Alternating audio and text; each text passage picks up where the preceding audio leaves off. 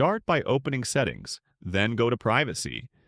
Greater than Diagnostics and Feedback and set it to Required Only to limit the amount of data Microsoft collects. Next, turn off personalized ads by heading to Privacy greater than General and disabling all the toggles.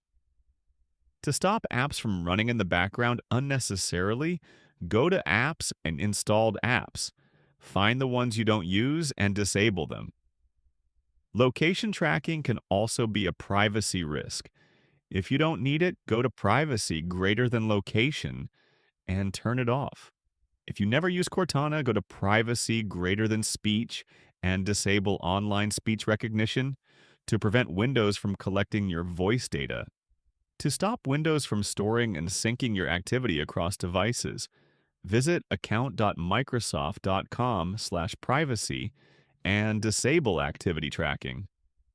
If OneDrive isn't part of your workflow, prevent it from launching at startup by going to Settings, greater than Apps, greater than Startup, and disabling it.